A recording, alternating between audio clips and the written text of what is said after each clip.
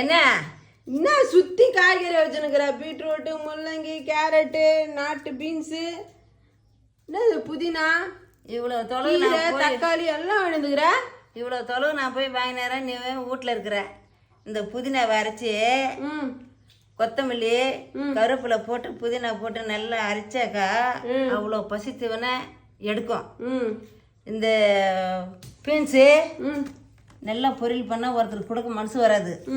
இந்த வெண்டைக்காய் கார குழம்பு வச்சா சூப்பராக இருக்கும். நாளைக்கு நான் அரைச்சி தரேன், சாப்பிடு, நல்லா இருக்கும்.